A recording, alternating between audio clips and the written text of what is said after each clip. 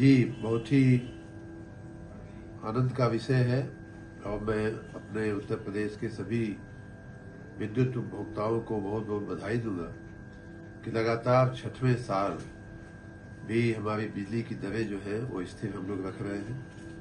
6 साल में दुनिया का कोई ऐसा सामान नहीं होगा, कोई ऐसी सेवा नहीं होगी जिसकी कीमत में वृद्धि न हुई हो, लेकिन हम लोगों ने लगातार 6वें साल बिजली की दरें यथावत रखी है। कोई वृद्धि नहीं, 1 रुपए की भी, 1 पैसे की भी वृद्धि हम लोग नहीं कर रहे हैं।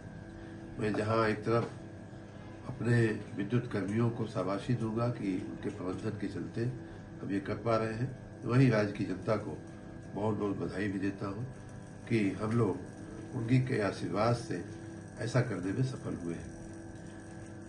बिजली की जो दरें हैं वो यथावत है 6 साल से। इतना ही नहीं, हम देश के पहले राज्य ऐसे होंगे जिसमें 6 साल से कोई वृद्धि नहीं हुई। साथ ही शायद हम ऐसे भी राज्य हैं कि जहां जो घरेलू उपभोक्ता को बिजली की दर देनी पड़ती है वो देश में सबसे कम है।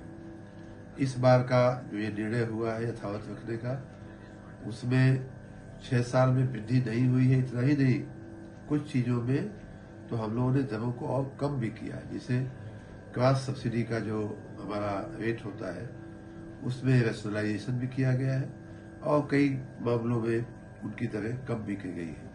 उसी तरह से एक ग्रीन एनर्जी टैरिफ होता है, जो बड़ी कंपनियां, कमर्शियल वेंचर्स को अपनी प्रोडक्ट को विदेशों में बेचने के लिए ग्रीन एनर्जी के उपयोग का उनको एक कमिटमेंट होता है, सर्टिफिकेशन होता है। वो लेने के लिए उन्हें ग्रीन एनर्जी खरीदनी पड़ती है, कुछ कोटा होता है। वो ग्रीन एनर्जी लगभग 30-34 पैसे हम लोगों ने सस्ता किया है। इतना ही नहीं, अब हम लोगों ने ये भी अलाउ किया है कि लो वोल्टेज वाले जो कस्टमर हैं वो भी अगर ग्रीन एनर्जी से प्रभावित होकर के ग्रीन एनर्जी अगर उपयोग करना चाहते हैं तो उनके लिए भी हमने दरें निर्धारित कर दिया है।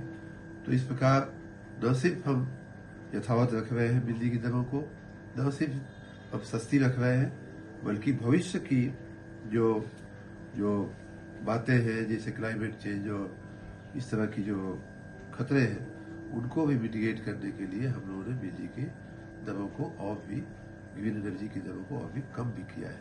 यथावत भी रखा ज्यादातर और कुछ हद तक कम किया।